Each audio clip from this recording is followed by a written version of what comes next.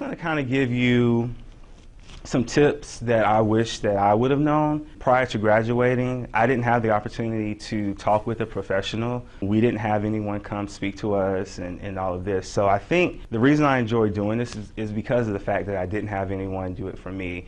And me joining AIGA did help a lot because I did have a chance to speak with professionals and ask questions and just really network. And it kind of helped me get out of my shell because I consider myself an introverted person. Invest in your portfolio. And I don't mean that from a monetary standpoint, because I've seen individuals to have a basic binder to some who really, spend a lot of money and have fancy books and binders and all that kind of stuff. But what I mean is really value what you put in there. Your portfolio is typically your future employer or whoever you may be interviewing with, their first chance to kind of see who you are as a designer. And so you don't have to put every single thing that you've ever worked on in it. Typically, I'd say put your best, 6, 8 pieces. And sometimes you don't even have to put that many in there, but just really think about the things that you put in there because they really show who you are as a designer. And a lot of times you need to tailor it to wherever you may be applying. If you're applying to a company who specializes in web, you may want to show more web and digital related things. If it's a company that does more branding, you may want to put things that are more related to that in there. So your portfolio is constantly evolving and growing. You want to make sure that your portfolio is up to date. And typically, most people have websites now, but even if you don't necessarily know how to build a website from scratch, there are a lot of platforms out there.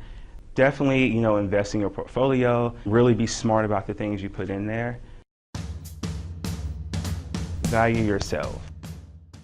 A lot of times when you're really trying to put yourself out there and you're really trying to get a job, you'll tend to do things for cheap. And basically what I mean is, like, someone may come to you and say, hey, we want this flyer made or we want this logo made. How much do you charge? And even now, I still kind of do this. I undersell myself, but at the end of the day, you should value yourself as a designer. Like, it's understandable to want to put yourself out there, but you shouldn't necessarily undersell yourself. So basically, if someone's going to come to you and they want a logo, they want a flyer, you should charge accordingly. And I know it's hard to price that stuff. I still struggle with it, but there are a lot of resources out there that help you set parameters and set a price. And even being someone who's coming right out of school, never let someone try to undervalue what your skills are, because at the end of the day, this is how you make your living as a designer. Because I know there are a lot of people who may not necessarily go right into the workforce. They may do freelance. So this is very important for them, because if this is how you're going to make your living, you need to be charging prices that are going to allow you to basically make a living doing this. Learn as much as you can. So with this, you're going to constantly be learning. And for me, even being in an agency, I'm always learning. I'm learning from my coworkers. I try to be open to learning as much as I can. You should never have an attitude to where you feel as though you know everything, because even my creative directors may come to me with a question or may have me show them how I did something on Photoshop. So never let pride get in the way and make you not want to ask questions or make you not want to learn more, because things are always changing. Software is always updating. I mean, Adobe updates their platform basically every year, so there's always something to learn. So definitely get out there and read articles and watch tutorials. I know we have a subscription to Lynda. I'm not sure if you're familiar with it, but it's very helpful. And again, never feel as though you've gotten to a point in your career where you can't learn anything, because the biggest thing for you is when you do finally get into the work field. Your teachers can teach you a lot, and you'll learn a lot in school, but it's once you're able to take what you've learned and it becomes practical, is when you really will learn a lot about being a graphic designer, because you're going to be put into situations where, this is a real project. This is not a class project. So, you're working with a real client, and you have to be able to think quick on your feet. And you may make mistakes, but you learn from those as well. Never, allow a mistake to make you feel defeated. I can remember starting out and making small mistakes, and my bosses were very lenient. And sometimes you may not have a bosses like that, but again, don't let it defeat you. Just take it as a learning experience and try your best to not make that same mistake again. Don't take it personally. And that kind of goes with the previous tip. Basically, when you're having your work review with your coworkers or your boss, and they may say, oh, well, I don't like how you did this, maybe try this or try that. Never take critiques personally, because this is a profession. This is, it's art, but it's art that's used in a practical sense. So typically they're giving you this constructive criticism to help you and to make the work the best for the client, because the client we may like something, but it may not work for that particular client. So even if the client comes back with feedback or critique, or they may not like a logo you did, or they may not like a color you chose, never take it personally. Just take it as constructive criticism and try to learn from it, because at the end of the day, the client comes first. And that's with any kind of job where you're serving a customer. They tell you the customer is always right, even though they may not always be right. And even in those cases, the client may come with something that doesn't necessarily make sense. Use that as an opportunity to teach them, but never do it in a way to where you're making them feel as though they're dumb or they don't know what they're talking about. But just use it as a way to educate them on it, so that they can respect you for your skills and talent as a graphic designer. Time management. This one is big. I'm a huge procrastinator, and so I tend to a lot of times let things kind of sit around and then try to finish them at the last minute. But I've learned working in an agency that is fast-paced that you can't do that. You may be working on 4 different projects, and one may be due tomorrow and one may be due a week from now, and you're going to have multiple deadlines. So you have to try to stay disciplined in terms of managing your time.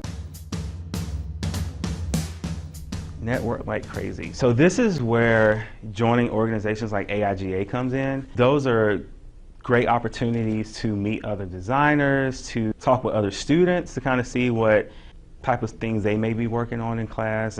But mainly, I think being able to network with professionals is very key, especially for where you guys are right now with looking for jobs and trying to get out there. So joining organizations like AIGA, which is one of the bigger ones, they host a lot of different events. They have workshops that some of them are free, some of them you have to pay for, but if you are a member, usually it's discounted. So putting yourself out there to meet people, using social media networks like LinkedIn is also a great way to network if you may not necessarily want to speak with someone face to face. But really just putting yourself out there. I know for me it was a struggle because, again, I don't like necessarily being around a lot of people. I don't like talking and all of that, but a lot of times you have to put yourself in uncomfortable positions if you're really trying to get to a certain career, get to a certain job. You have to, step out of your comfort zone, and I'm still learning that now, and doing things like presenting helps me step out of my comfort zone. Don't be afraid to go to events, art events, design events. I know there is a conference coming up in a week or two. It's called High Five. Though the tickets are very expensive, even those type of events are a great way to meet other creatives in the area, even people who may not even be designers, writers and photographers and videographers and the such. But just get out there. Don't be afraid to hand your business card to someone. Don't be afraid to give your resume to someone. This is the perfect time to get out there, because once you graduate, the pressure to get a job is really going to get even more strenuous. So, use this time now, these last few months, to meet people. Double check everything.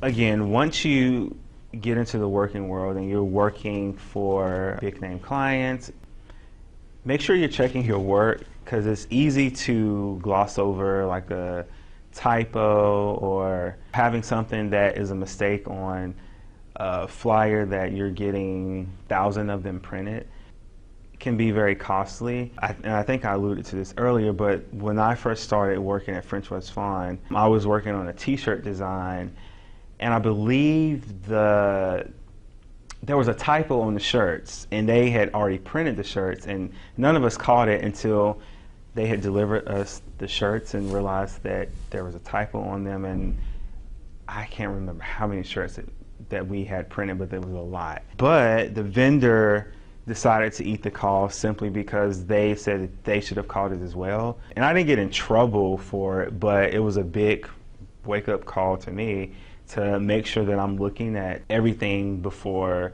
I send it to print. And now we have a better process of that. So with me being an art director, if someone under me is working on something, I'll review it, and then the creative directors will review it as well. So you have multiple eyes on it. And even when you're working on stuff, it's okay to have a classmate or a coworker to look at it, because if you've been looking at something for so long, it's easy for something to slip through the cracks because you've just been looking at it and your eyes have probably gotten adjusted to it. Definitely have other eyes on it and make sure you're checking it with a fine-tooth comb, just so you don't have any costly mistakes, because you can potentially lose your job. Keep up with trends. So of course, there are a lot of new design trends, and things kind of come in style and go out of style year after year. So it's kind of important to keep up with what's working and what's not, what is popular right now. And a lot of design blogs feature articles and that type of stuff that kind of helps you stay in the loop. For me, I think I probably get a lot of my information from just speaking with coworkers and just browsing the internet to kind of see, what's popular. I know for a while the whole minimalist look for websites has been popular, and it's still kind of popular now. I know the whole vintage kind of retro look with like logos and typography is still sort of trending, but you definitely don't want to get behind, because you could be working on a logo for someone and you're stuck with a look that looks something from like 1999 or something, I don't know. But just keep up with the trends. It's just like fashion, you want to be up to date with what's hot and what's not. It's the same with design. You just want to make sure that you're in the know and on trend with what's popular. Remember to de-stress. That means going on a vacation, getting away from the computer, doing something that you like to do outside of design. For me, I like to run, so maybe it's going for a run. Just really take time to relax and remember that your mental health, as well as your physical health, they're very important. It can also lead to you becoming more creative if you take time to get away from the computer and just relax your mind, just chill out. A lot of times, once you come back from that, you're able to create better stuff, create more stuff, because it really takes a toll on your mind if you're just constantly stressed and worried. And I know working in an agency that's fast-paced, clients can stress you out, coworkers can stress you out, and just the pressures of day-to-day things that take place in an agency can be very, very stressful. So, taking some time to relax and just, pick up a hobby. I don't know, maybe you like to paint, or maybe, you like to ride bikes. Just something, I typically say something that's outside of graphic design usually is very helpful. Your personal sanity and health is very important.